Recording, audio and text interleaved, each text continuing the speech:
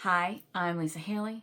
I'm on a debt-free journey, and I'm bringing you along for the ride, such as it is. And I'm not gonna lie, I've been putting this off. This is what I came up with for closing out my budget for March. I know, and it's almost time to close out the budget for April. It is what it is. You know, the economy is not going, I'm sure, as most of us would have expected.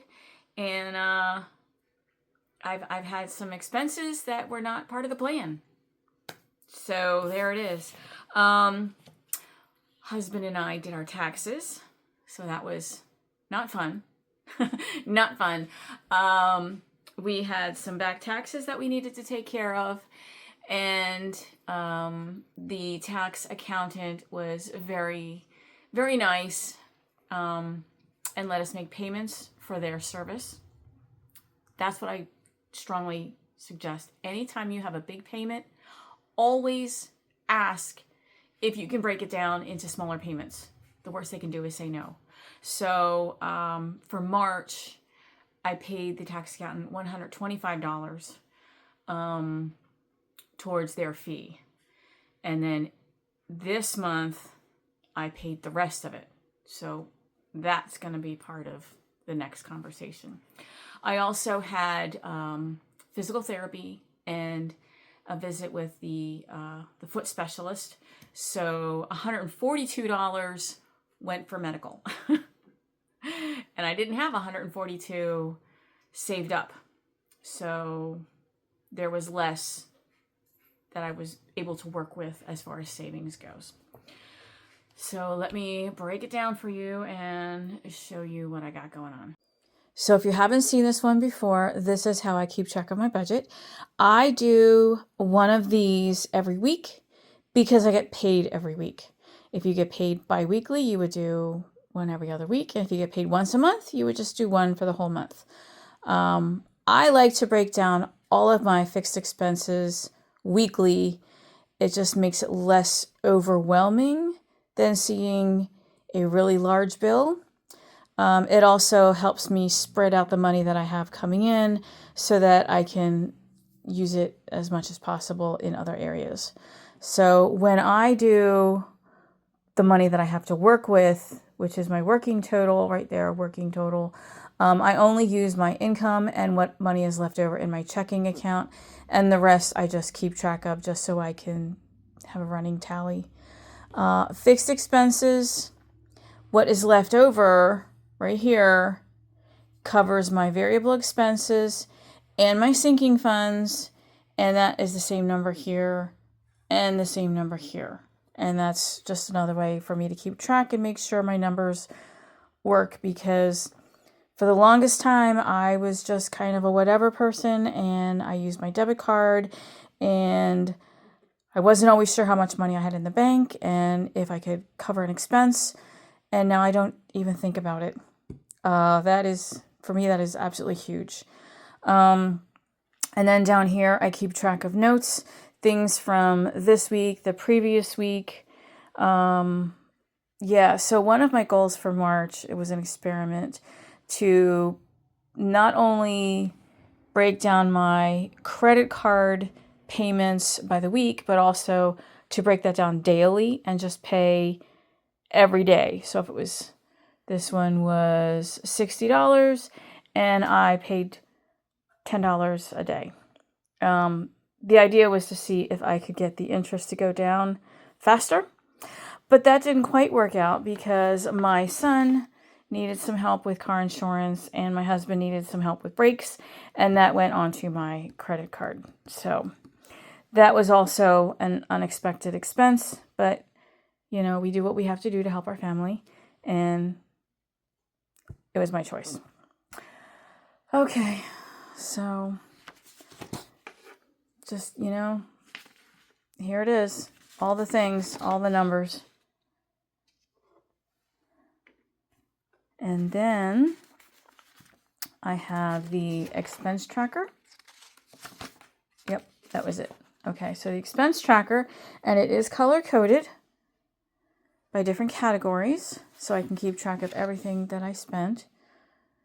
And then I tally up the categories down here. I also had the physical therapy and the foot specialist as well. Okay, now this one here, the debt payment plan, IRS. What I have been doing is taking that all on. So that's the total. However, my husband and I all filed jointly. So it's actually half of that. So it's a little confusing at this point. Besides, we also filed taxes the very end of this month. So this shows from last month, the beginning of this month. So this is totally different now. And I'm not quite sure what to do with it. I might just not, I mean, it's a debt, but I might not include it on here because this is exclusively my personal debt, not our combined debt. And I don't include any of his information on this. And I know it's still my debt, but it's hard to break it down like that. So I'm not quite sure what I'm doing with it, which is why I'm not really doing the progress here. Again, here, this is my net worth. I don't know, honestly, the net worth of our cars because they're used. We bought them used and they are used. And I'm just going by the Blue Book value. And I don't have any intention of selling them. But there was my cash and liabilities. This is the number I care about right here. That's it. Is my debt going down? That's all I need to know. This is a good one to keep track of your monthly expenses. Where's your money going? Literally, where did my money go? Starting balance, which was the money that was in the checking account. How much did I earn? This is what I earned in 1 month doing DoorDash. So yes, it is a full-time job. Savings used and my total inflow, which is right there. My categories, the budget is the amount that I took out and put into each of the envelopes. And then this is what I actually spent. And then the difference. And emergency, what I put in, what I took out, and the difference. And this one is the monthly debt and savings breakdown. Again, I'm not really concerned about this. I was trying to do it, but I don't care. Honestly, I don't. I care about the numbers. It's my working budget. We all have to do what we need to do for ourselves. And this is good. This is plenty for me. It's interesting, the percentage of my money that's going to debt. I'm a little unhappy about that, but that's what it is. This was the tax accountant, and that one hadn't been figured in, obviously. It will next time, but at least next year I can write this off because as a DoorDasher, we are independent contractors, so that would be a business-related expense. So that's one thing. And then savings.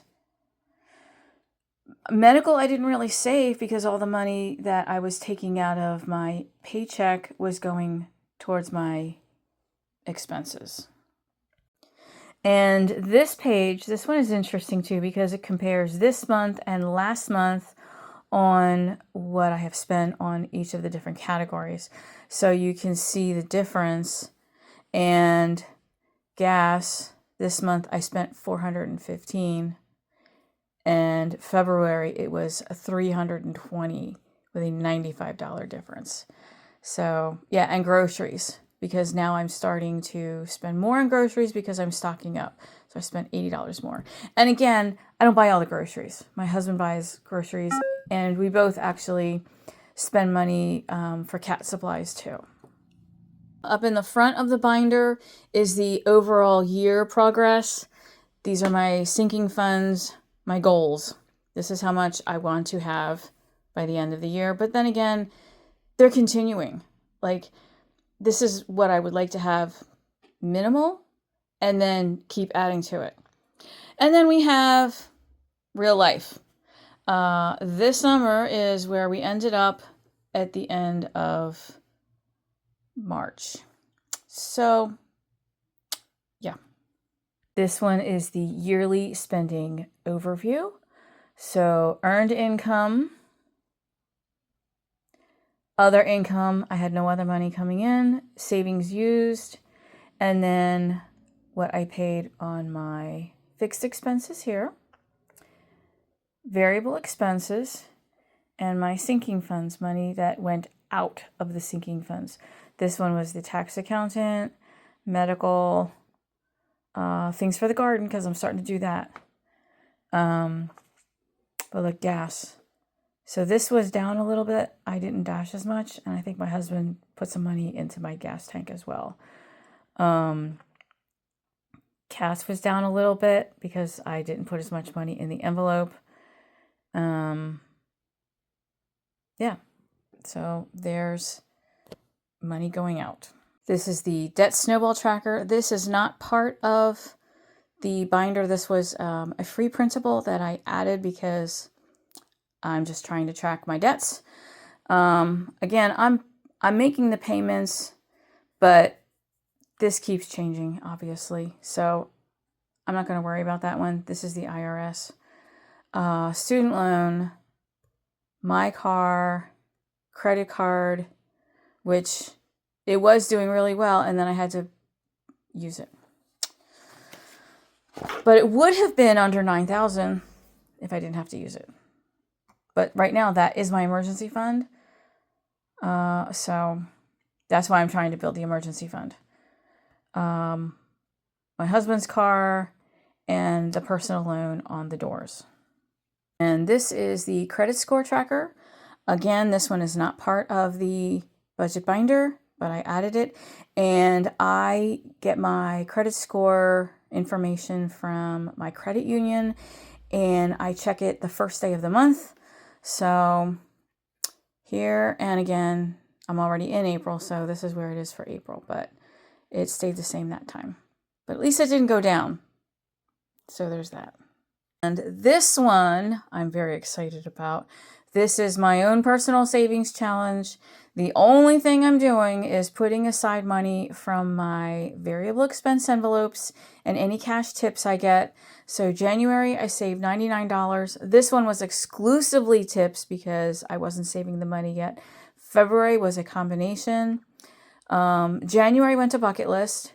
February went to Haley Shire. And March went to my medical envelope because I have had an eye exam scheduled, which I've had to change because the doctor doesn't take my insurance. But that's a different story. But anyway, I have this money now in my envelope for my eye exam coming up next month. So this is good news. Well, there it is. Some ups and downs. It's just life. It's just happening. But I'm still doing the thing. I'm still doing the process. Even though I don't have more money to work with, I'm still saving, even though it's just a little bit. I believe this system works. And thanks for coming along with my journey. I was hoping that it would be better than it is, but this is what it is. This is my life, and I don't know if you take anything out of this as to what not to do, or maybe there are some things that I do that you think are good and you would like to incorporate into your life. Yeah. So thanks for coming along on the ride with me, and we will chat soon and do this all over again, and follow up with the April and the year in review up to this point. So if you like what you see, feel free to subscribe, like, and comment. Any questions, any comments, I appreciate it. Just be kind, be respectful. That's all I ask. Thank you.